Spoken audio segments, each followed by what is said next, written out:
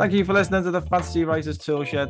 If you'd like to join our writing community on Discord and get access to fantasy writing classes and books on Patreon, check the links in the description. And if you don't want to miss any future episodes, be sure to follow or subscribe. And to support the show, leave a quick rating on Spotify or iTunes and share this episode on social media or with anyone who you think may be interested. Thank you very much for listening. Enjoy the show. Welcome to the Fantasy Writers Toolshed. I'm your host, Richie Billing, and today I'm delighted to be joined by a real leader in the world of children's literature, Meredith Davis. Meredith, welcome to the show. Thank you. Thank you so much. Thanks for having me. I'm excited to be here. I'm excited to introduce children's books to maybe a population that doesn't know it as well. Oh, definitely. And that's one of the reasons I was so excited to have you on, because we've covered a lot of adults fiction and a lot of YA as well. We've had some really great authors on, like Mary Pearson and a few others who really specialize in YA, but nothing really with children's literature. And it's a void that I wanted to fill for so long because so many people have asked questions about writing for children.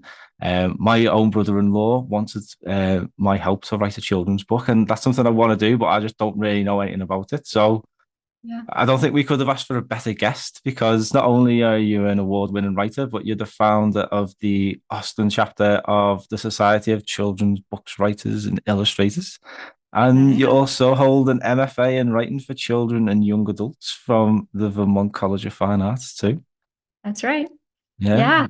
Lots going on.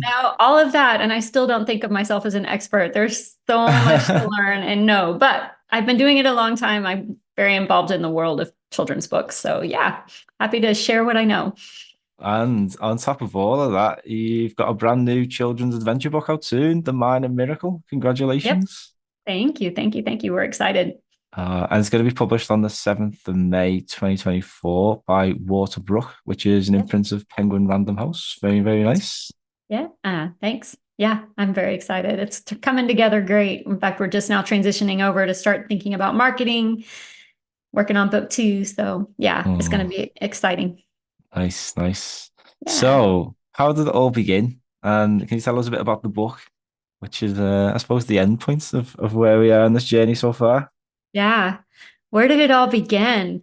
Well, so where I began as a writer, I guess I'll start there, because I did have a book come out before The Minor Miracle. So I started wanting to write children's books even before my kids were born, but didn't know a whole lot about the industry. It was not my major or anything like that. So I started working at an independent children's bookstore and got like a huge education. So anytime somebody comes to me and wants to no, what should I do? I want to write children's books. I always tell them, go hang out in a children's bookstore and just, whether you're working there or you're just like visiting it, like check out what's on the shelves because that's what's being published. So don't just rely on what you knew and what you loved as a kid, but look at what's still out there, maybe including the classics that you loved, but also like the ones that are being published now.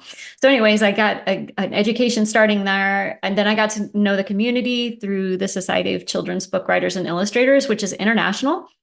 I don't know if you have a chapter in Liverpool, but they have them all over the world. So that's a great way to meet other writers. And so I fell in love with the genre. I fell in love with the community. They're like super supportive. Eventually got an agent and I continued writing.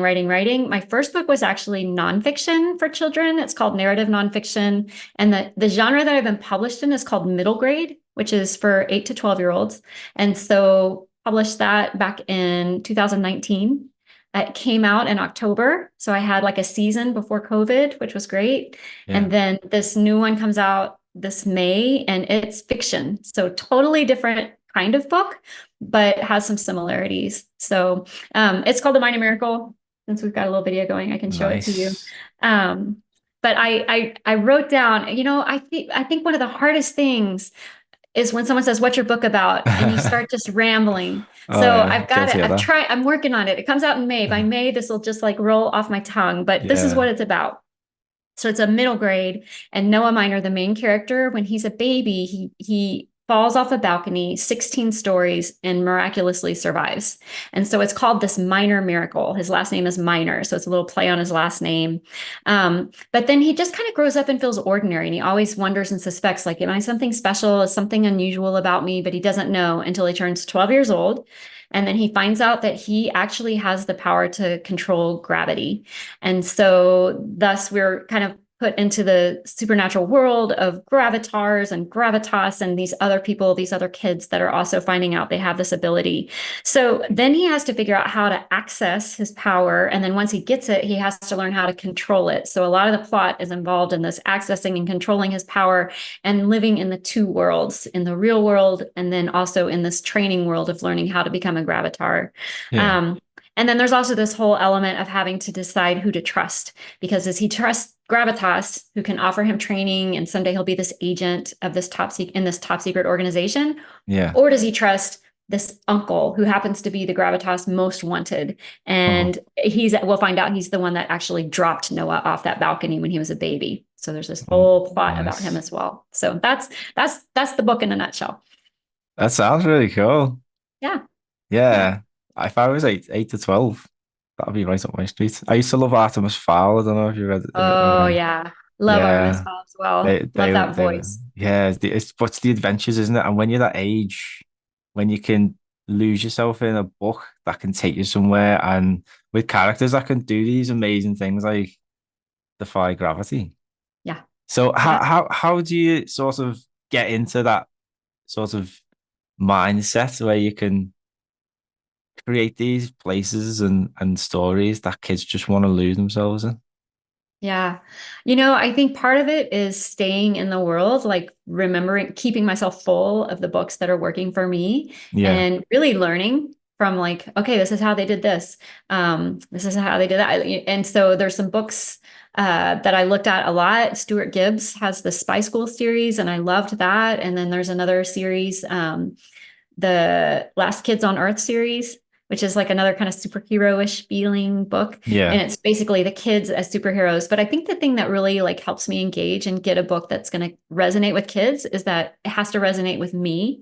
So I try and figure out, like, okay, what are the themes that I'm playing around with here? And then putting myself back in the headspace of being a kid. And I have kids, I'm around kids a lot. And so trying to mesh those two things, like, even though I am adult, like getting in touch with that like inner child and seeing what's working with kids already out there. Honestly, Yeah. like just staying engaged, like when you go through a revision, more revision, more revision, all these different versions, you've got to stay interested and excited for that book. And so creating Yeah. characters that are interesting to me, and plots, it's just, yeah, it's a whole mesh of all that kind of stuff. But I think the Yeah. magic, like the secret sauce, is me being excited and engaged in that world as well. Just like, I want to live there. I want to do Yeah. that stuff.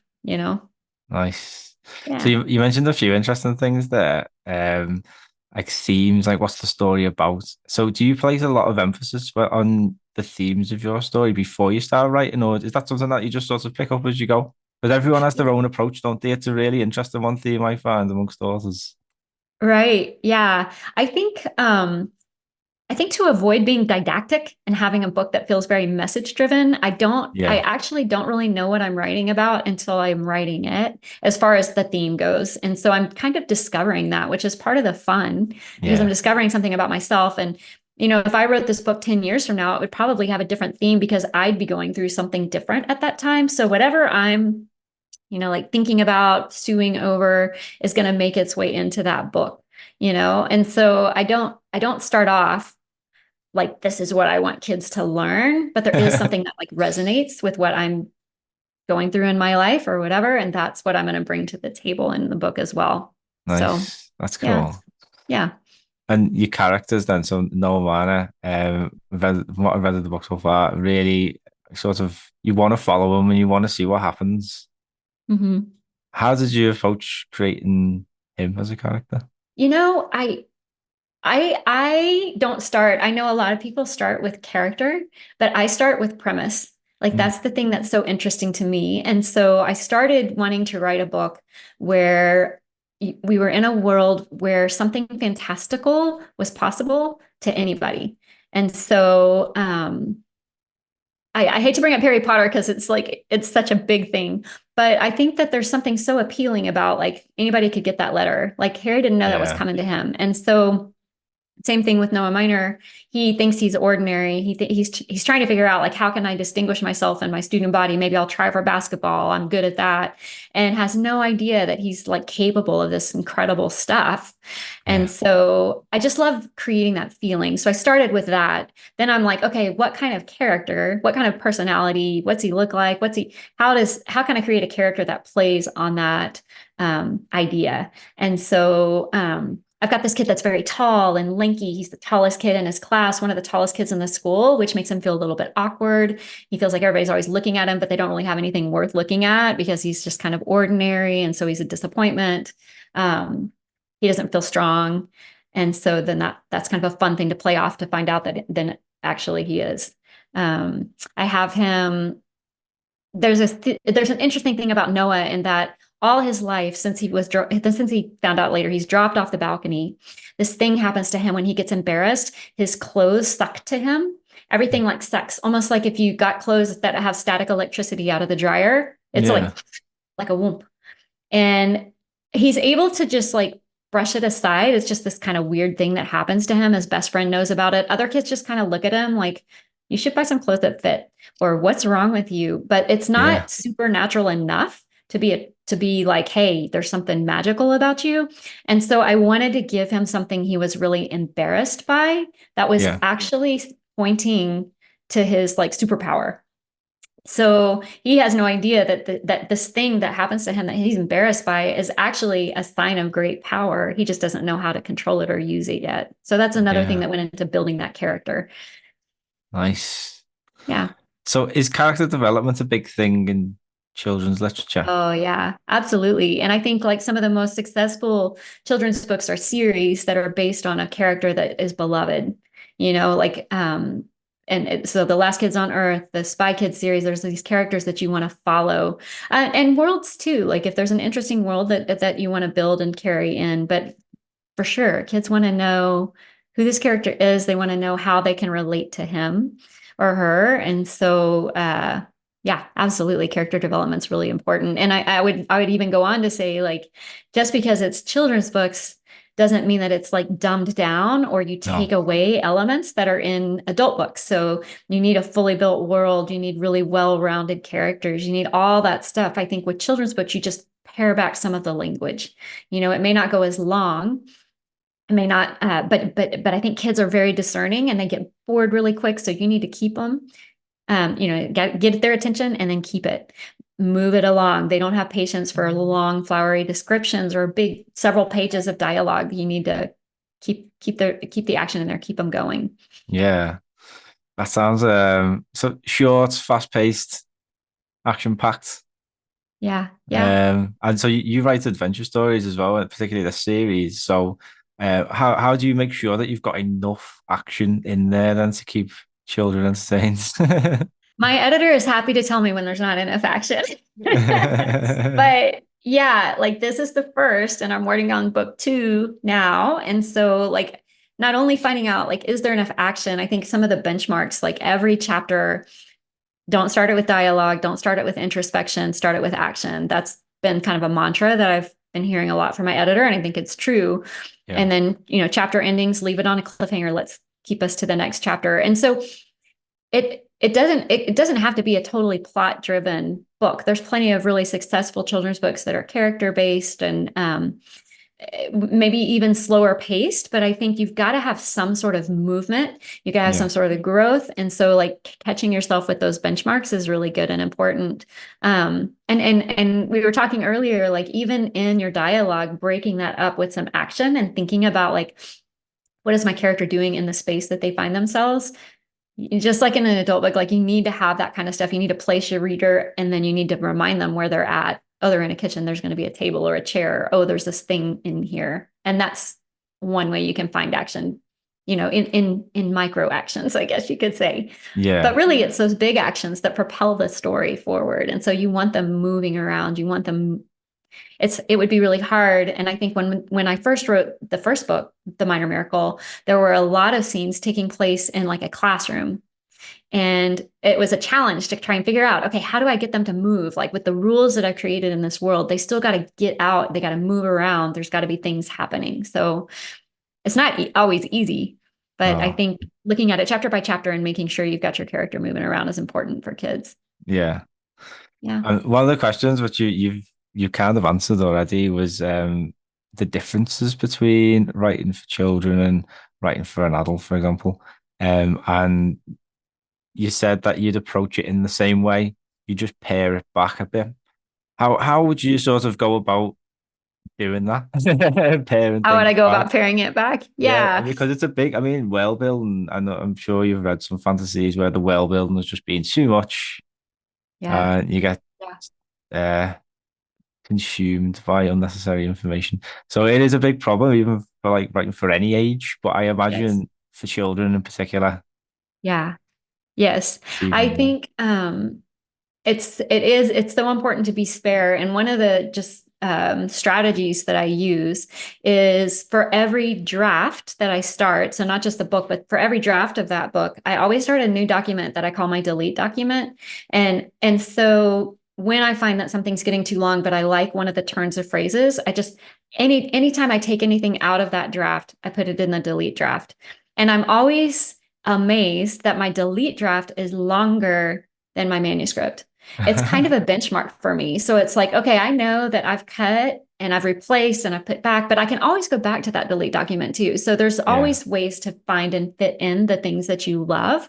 But it also is just, I think it's very, I don't know, maybe this is true for your books too. Maybe you have a delete document that's longer than your manuscript, but I just feel like it's proof that there's the well will fill. And I feel like sometimes as writers, when we write something, we're like, oh, but it's so beautiful. Like I'm afraid if I cut that, then I've lost it and I don't have something to replace it. And I think it was yeah, Annie Dillard in The Writing Life has this great quote where she's like, use it, spend it, just put it in there, but don't be yeah, afraid that it's going to flow. Well, I think the same thing is true that that'll fill back up. My yeah, my kind of mantra, I guess, would be like, hey, if it doesn't feel right, if it's feeling long, if it's feeling too much, don't worry, just cut it. It'll yeah, be fine. Like the manuscript is going to fill up. It's going to be fine. You don't need all the words. And so yeah, trusting a kid, like they can get it. You don't have to fill every single thing in for them.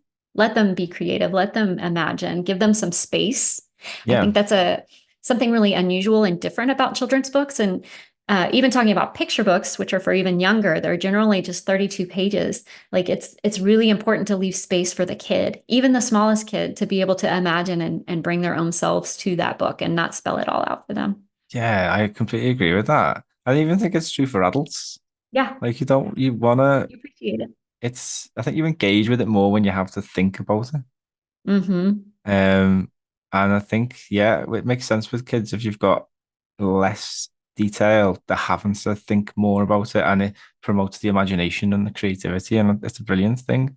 Yeah, yeah. Yeah, I think no, I think there's a danger sometimes where if you say I write children's books, they're like, oh, children's books, those are so cute. And there's so much amazing, yeah, incredible work, gorgeous writing in children's books. And so, yeah, just like respecting your reader is something else that I would say is really important with children's books is respecting the kid and trusting that they're capable of carrying this and pulling the story in. So like while you don't want to get too flowery or too complicated with your language, like they can do it. They can take in some of that stuff that you may think, oh, it's not a second grade or a third grade or a fourth grade level. yeah, Like within reason, give it to them and let them delight in finding something, yeah. new that challenges them. I know. It just popped into my head as you were talking about the sort of gauging the grade of your writing. I know there's a few Mhm. different things. I mean, I in the line of work I do, we use something like the flesh reading needs score, which is like it gauges how what grade it's up to basically. Do you ever use anything like that? Like any tools that tells you whether you're at the sort of you pitch it at the right level or if you need to pare it Yeah. back a bit more?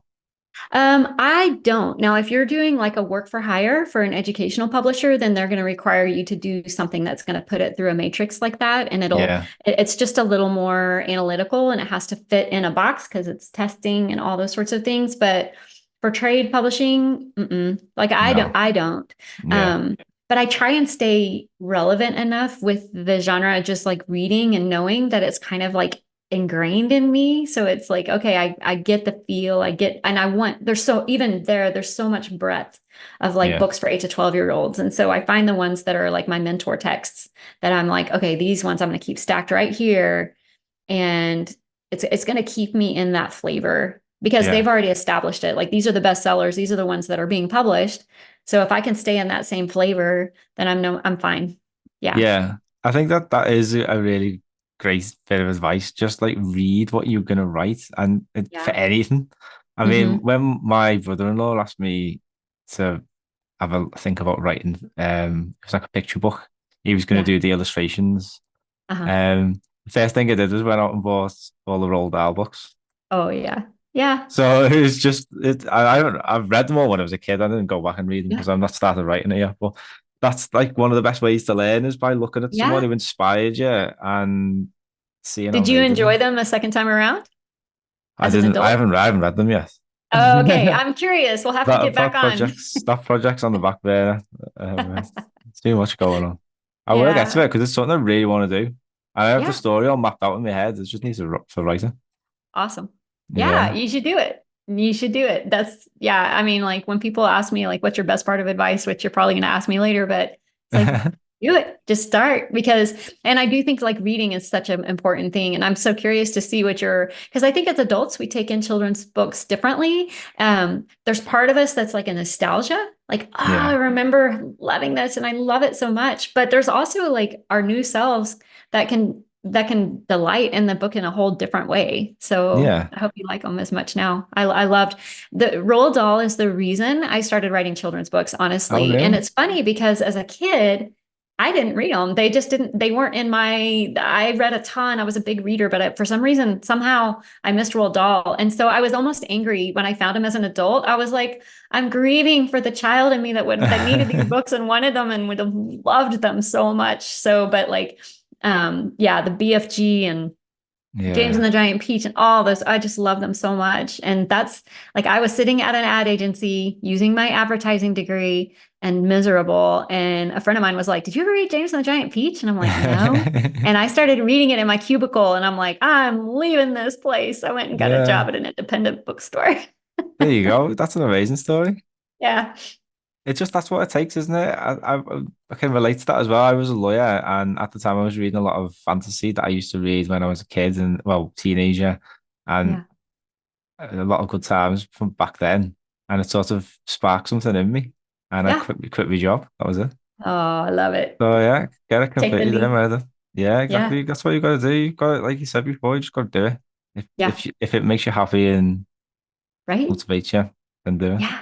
Yeah. Um, Absolutely. I know. So one thing I want to ask you because you said you've worked with a lot of illustrators and particularly this book, it's an Uh-huh. illustrated book. Yeah. What's your experience like of working alongside an artist? Yeah. Oh, it's so fun. So, I was so fortunate with the Minor Miracle because with middle grade, sometimes you just get like a cover illustration, which is also super cool because you get to see what the envision is for the cover. But to have the spot illustrations within was just like a huge gift. It was so fun, but I didn't write it that way in the beginning. You never know if your publisher is going to do that or not. You can Yeah, ask, but just depends on so much like budget and all those sorts of things. So when they said, and they offered the contract and we're like, we're thinking about putting this many illustrations. I was like, I got to work. I was like, awesome. So then you look at your manuscript in a whole different way because you're looking at, okay, where would I put the pictures? And thinking about like it makes you think of your work visually. yeah, And so like, do I have a moment? And if you get to a chapter and there's no moment to visualize, there's a problem. It was a mm, great revision exercise to just think of it that way. Like yeah, what picture would I put in this chapter? Because I knew that every chapter would get at least one picture. Um, and the other thing that I think is interesting to talk about for people that don't know a whole lot about how children's books work is in picture books, so for the 32-page picture books, if you don't illustrate and you don't have an illustrator, which publishers are fine with that, you send your words to the publisher and then they find what illustrator they want to put with it. They may or may not ask your opinion or suggestions about what you see. And Yeah. then they bring the illustrator in and you're not involved in that process Oh, at really? all. After the illustrator is assigned the manuscript, they go off and illustrate it. And you can put in a few very brief notes, but only if it's really important. Like if it's something that's supposed to be happening in the illustrations, but you haven't said it and it's integral to the plot. And so like you have to think of a picture book as 50-50 and you bring 50% of the story, which may feel like 100% to you because it was like you that generated the idea and Yeah. then you let it go. And then the illustrator comes in and a lot of times in picture books, the illustrations tell more than what's in the words, whether Yeah. it's something different or they're just like fleshing out what you've said, but they're not always mirroring the text. But with a middle grade, so like a chapter book for these 8 to 12-year-olds, the illustrations are mirroring what's happening. So like, oh, I just talked about this and this is what it looks like. And Yeah. so the process with that, I got to do more detailed illustration notes. And in fact, a lot of times the illustrators don't even read the whole manuscript. Like they've got a lot of projects going on. And so you just give them like, hey, here's what's happening in this scene. Yeah. And this is the way it works. So the way it worked with Billy Young is the illustrator. Billy Young is he lives in Singapore. And I haven't met him yet, but I hope I do someday. But Yeah. he started off with just character sketches. And so that was really cool. There's this illustration, if you happen to see this, he has at the very beginning of the book these characters all drawn. And so we Nice. kind of agreed on, yes, this is how this person looks. And we went back and forth a little bit. This person's too tall or different hair color, all that kind of thing. Once we got the character sketches and he had that straight, then he worked on the cover sketch and then we handed him the illustration notes. And at that point, like I don't directly email Billy at all. The publisher is the go-between. And so my publisher received the notes and then they worked with Billy and they went back and forth. And I don't know, it was like this mysterious process. And then one day I got preliminary sketches. And so they sent all those to me and said, hey, is this kind of what we're thinking? And so and I'm like totally respectful of Billy. Like I would only say something if I'm like, actually, it's not like that. The text says this. So I can either change the text or, and Yeah. sometimes I wouldn't, but if it was something I didn't really care about, I could say, I can make a change to the text or we can change the illustrations. And honestly, like changing the text at some point is harder because it's been typeset and everything than having the illustrator change. So there's a bit of a push and pull between like, who's Yeah. going to make the change? Is it going to be the people in design or is it going to be the illustrator? And then so we went through, did the preliminary sketches, then he went off and worked on final art, and then I got to see it one more time and give like that final nod. So like looking at all the details, and my editor's brilliant. Like she noticed stuff I didn't notice. I feel like sometimes she knows the story better than I do, but she would notice stuff. Did you see this little thing? Yeah. So that it was a really cool process. And actually like the first book was illustrated with pictures, with photographs that I had taken, and it's a nonfiction, so very different process. So Yeah. I'm looking forward to working with him again on book 2. And actually, some of his illustrations have informed what happens in book 2. So that's been cool. Ah, Like I never nice. expected for him to influence what happens, but some of they've sparked ideas. So Yeah. it seriously is a collaboration. It is, yeah. I think it's amazing, isn't it? How you work with these like really talented people and they help bring what you've got in your head to life. It's Yep. hard to get that into other people's heads, but when Yes. they're able to do it, bloody Yeah. hell, it does not blow you away. And I think an example I always like, it could be any kind of artwork. And the what's it called now? The Bernard Cornwell series, that was on Netflix. I Oh can't wait, what's it remember. called again? The Caldwell?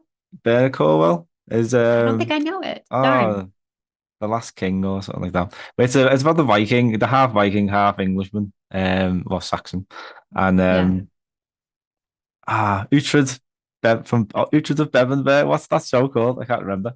But And it could be a different title if it came out at a different title here in America. I don't know. yeah, maybe. But the main character is Uhtred of Bevanburg. I've got to get some kind of point for that. But Yeah. Bernard Cornwell loves how it came to life on the screen that much that he devoted the final book to the actor who played the character Uhtred.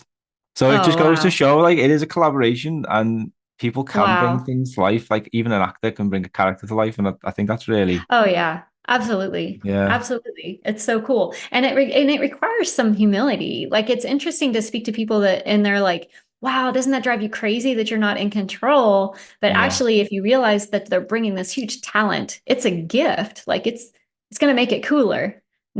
not take anything away. It adds to it. So, yeah. Nice. The Last Kingdom, it was called that series. Googled Wait, what's it it. called again? Say one more time. The Last Kingdom. Oh, The Last Kingdom. Yeah. Yeah, Maybe I've seen it. it is good. It's good. It's Yeah, I'll check it out. It's on action Netflix. packed. Yeah, action packed. Okay. It's based on the books as well. So yeah. Thank you very much for listening to today's show. This is just a very quick break to share some messages from our sponsors.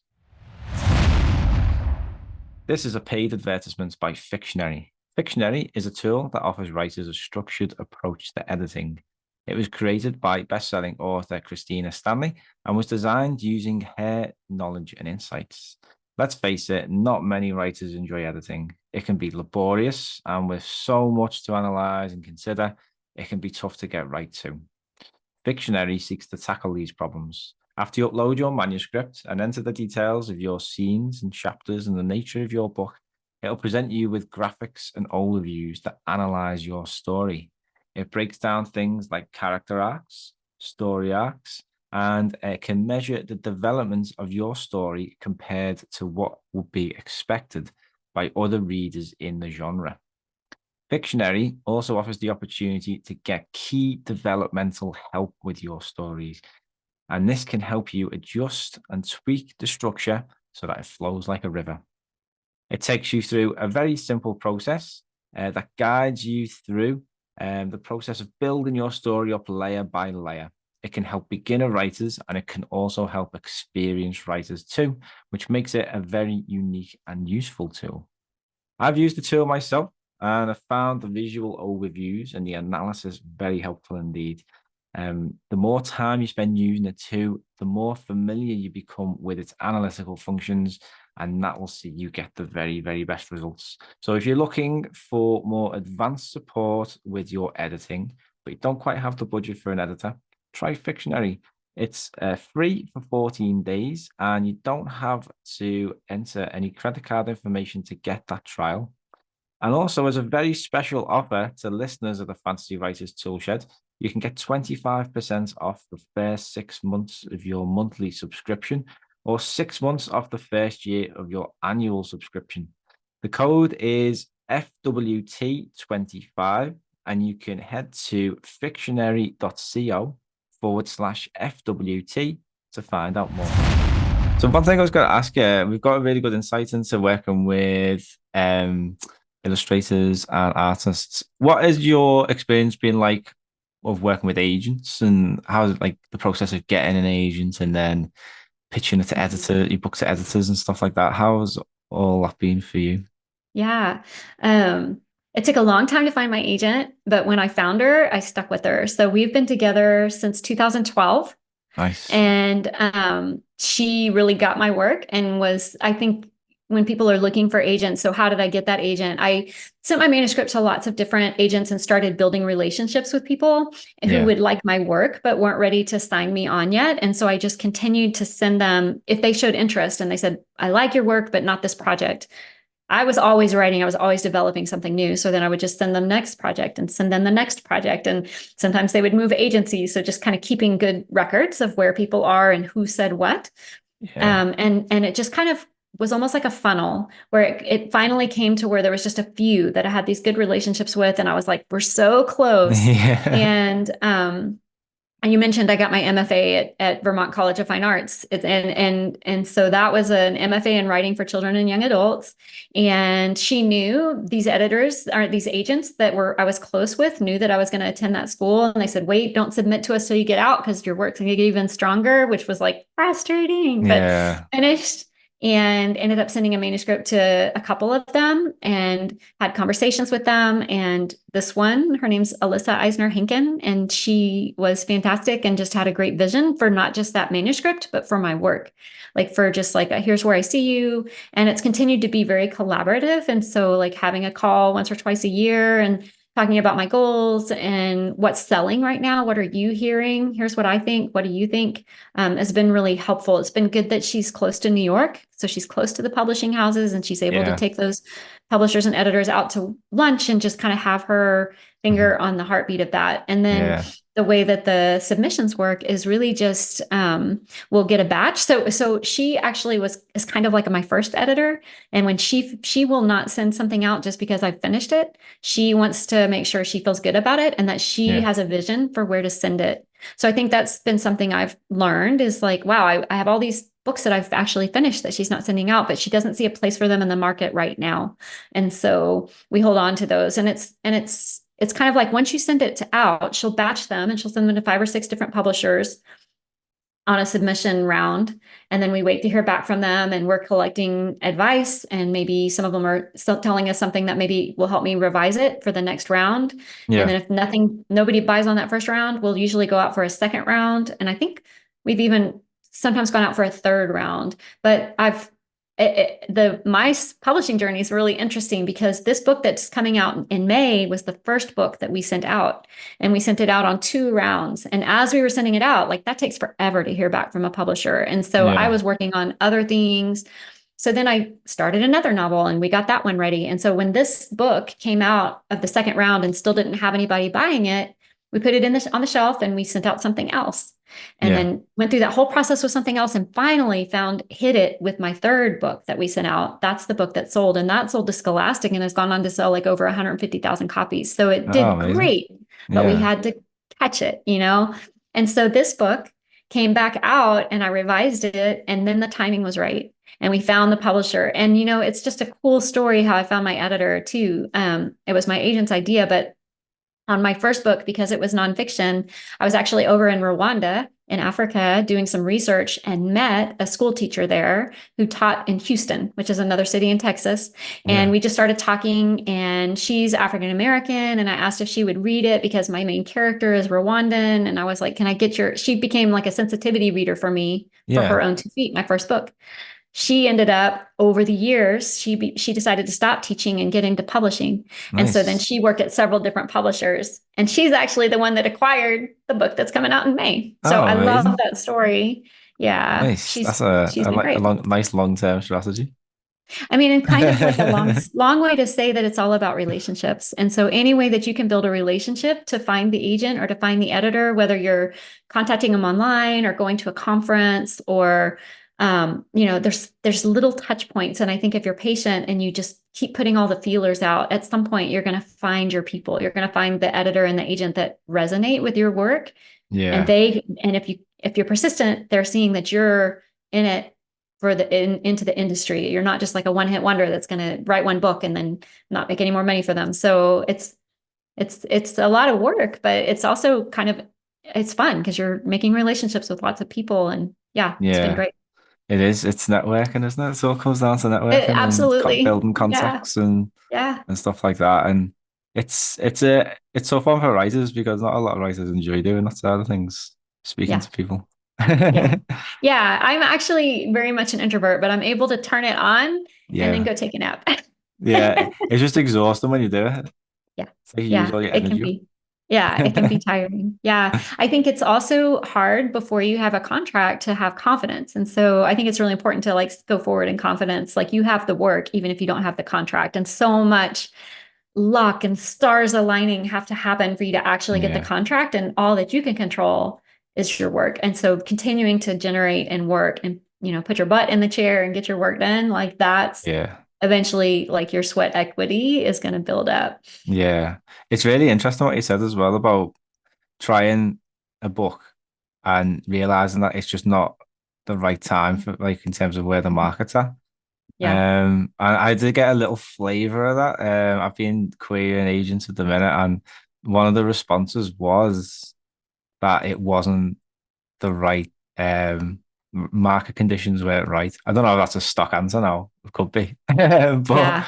Yeah. um, I get the vibe. Like, I mean, from what I know from speaking to a few agents and publishers, it's a lot of romantasy now, Oh, in the yeah. fantasy genre. A lot of Yeah. YA, a lot of paranormal fantasy romance, Right.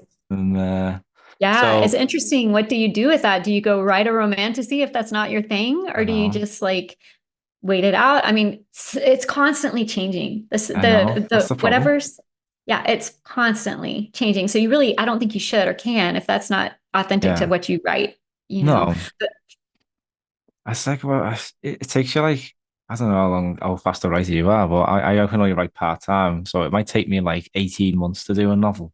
yeah, Like, what's gonna be the vibe in 18 months? no, yeah. You got to Vampires or something? be, yeah. I mean, I don't know. It could be something that doesn't even exist right I don't now. know. But I think, yeah, like if you're going to invest 18 months on something, it has to be something you love too. Like if you Yeah, think romantasy is dumb, then you don't want to spend 18 months on it. Like, why would you even write?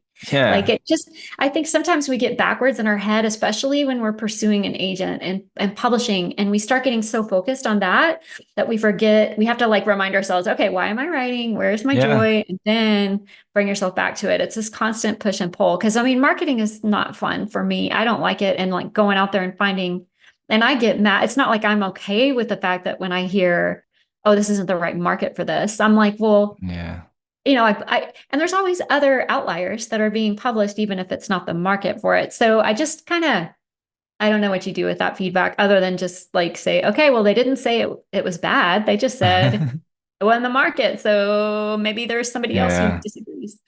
It's a really good point though that you make. It's like, do you write?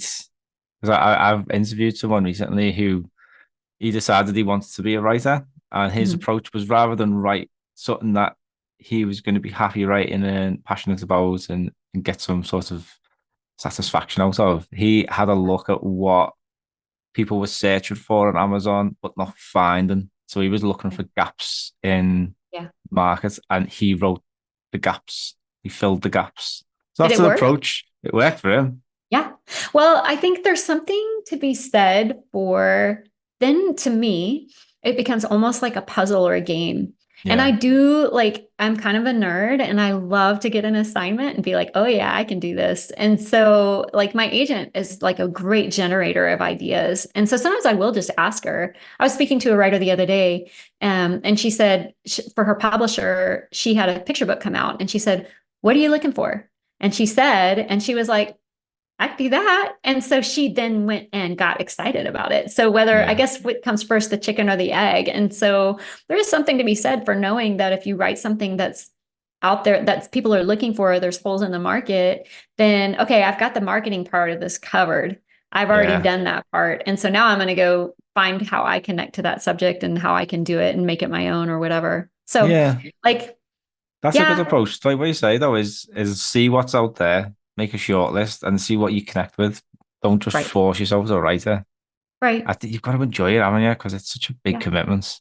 It's such a huge commitment. Yeah. And Yeah. I think too, if you're not, it's going to come through in your writing. So if it's not a genre that you love or know very well or read very well, then you're not going to sound authentic at all.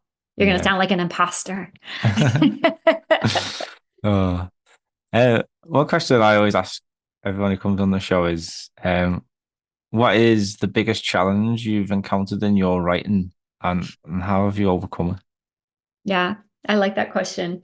Um, I I think my biggest problem, or I guess I shouldn't say problem, my challenge is that I love to be, have you heard the term pantser and plotter?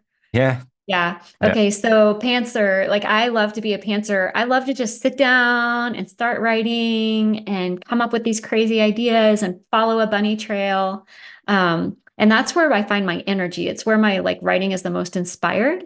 yeah, And so I have a harder time being a plotter, but I'm finding that I not only write myself into a mess if I pants, but I don't, yeah. So I don't know. I get to a certain point. I've wasted a lot of time. I have a ton of material, but I don't know what to do with it. And so I've had to kind of find a blend of what works for me with starting out with some sort of frame and bones and then writing. And honestly, I put the bones together. I get myself from the beginning to the end. I kind of figure out the big, I love the image of like a line that's like hanging and swagged in between. And so, Yeah. what are the little poles? What are the little nails in the wall that it's swagging between? Yeah. And so, that's been really helpful for me. And I never look back at it. So I start and I'm like, is this going to make sense if I did it this way? And I hate it. I hate that process. I have a really hard time generating and thinking that far forward, which is why I want to be a pantser. And so, but if I force myself to do that, even if that's not actually where it ends up, I can go back to it if I need to. I rarely do. I rarely go back and say, am I aligning with what I set out in the beginning to do? But I think it forces my brain to work out some problems in the beginning. And Yeah. so then when I do like kind of unleash myself to go pants for a while, I've got that in me. Like I've had to work on it and it was hard. And so now it's kind of ingrained in me and it sends me in the right direction. So it sets the rudder, I guess. And I love, there's a book that's called Save the Cat, which some people just hate, hate, hate, but I think it's helpful for just the bones and the structure. But there's so Yeah. many of them. I mean, I don't think it really matters as long as you've got somebody who's studied the story, figured out whether it's the hero's journey or whatever it is that you use. If none of that's going to stick anyways, like you're going to come through Yeah. it. And it's also prescriptive. So when I come back, I do go back and I make kind of a new one. And I'm Yeah. like, okay, if this is what I want to make my story work, if there's something that doesn't feel quite right, I can usually figure out what's not working by going back and laying that on top of it and being like, oh, my midpoint's totally off. Like it's 60 pages too far into the story. Or, oh, my Yeah. midpoint is actually what's happening over here, but I didn't treat it like a midpoint. And so it's helpful to me. So it's helped me to blend. That's the hardest part was having to be a plotter. I Yeah. found a happy medium. Yeah. No, it's amazing, isn't it? You just like over time you realize what you need and you sort of adapt. Yeah. And I was the other way. I was a rigid plotter, Yeah. and I found that the stories are too formulaic. Yeah. And Yeah. naturally just wanted to start as you sort of you get to know your characters a bit more, and you put them through the trials and tribulations of your story. You learn more about who they are, what feels natural to them, and Yeah. that's why I don't like plotting too rigidly now. Like I'll have, like you say, just loose scaffolding. This is where Mhm. they need to get to. This is roughly what's going to happen. Let's Right. see. Let's Give just you play some it out. freedom. Let's play it out. What would you say most fantasy writers are more plotters or pantsers? I don't know. I'd say you get a lot of plotters because people spend a lot of time world building and Hmm. they love constructing all these different things. And then if you want to fit all that in, you've Hmm. got to plot a story so Yeah. that it all melds together. You need a I map. mean, Yeah. naturally as well, like when I think of fantasy, I think of like grand adventures, like Yeah. epics, Lord of the Yeah. Rings. Right. And I think, yeah, it's a lot of that, isn't it? What do you think? I think, yeah, well, first of all, I can't, and I don't know. I like to read fantasy, but I can't imagine building that big of a world. I can't imagine Yeah, stepping out of the children's genre actually, because I'm so entrenched in it. But I think you're right that like when you build something that big with so many intricate little details, um, I don't know how you would pants all of that. Like I think, but and I don't I'm not, I guess I wouldn't say that I think it's a bad thing to be a plotter either. I think every single person is different in their process and their creative yeah, like process. And so you have to figure out what works right for you. And so I think when I was a younger writer, I was constantly like going to conferences and trying to figure out like this is what's going to work. And yeah, and so I didn't want to hear that it may just take some years and some trial and error and some process to like figure out what's going to work for me because I wanted it yeah. right then. I wanted to I figure it know. out. And maybe some people are lucky and they figure it out right away, but for me, um it took me a long time. Yeah, I But agree. Yeah, you've got to yeah, thy things. You've got to. you have to You know always see thyself. like all the little rules, don't you? The rules of writing, and I Hmm. don't like the people call them rules, but you try them out, you Yeah, learn about them, you bend them, whatever, and right. you just you figure out how to write in a Hmm. way, in your own way, because you don't want to Right. write like everybody else, do you? No. You need to Yeah, find your voice. yeah, But I yeah, agree. That's a yeah. great question. I know it's a good one. And last question then. Um, best bit of advice for any aspiring writers out there, what would you say? Best bit of advice. Um, I feel like it depends. I thought about this earlier and I was thinking, I wonder if we're talking about aspiring writer or aspiring published writer, because I think there's a difference there.